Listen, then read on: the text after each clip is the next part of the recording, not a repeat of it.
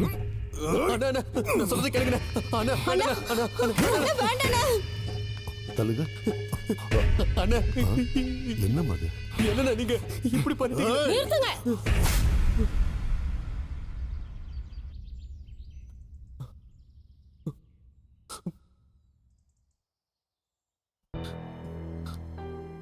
அக்கா இப்ப கூப்பிடு அக்கான்னு. பாத்திர பண்ணமல தெருவுல வந்து உழுது.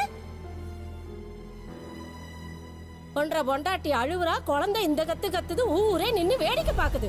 இப்படி அவமானப்படுறியே, இந்த பாலாமணி அக்கா கிட்ட ஒத்தாசி கேட்கணும்னு உனக்கு தோணல இல்ல?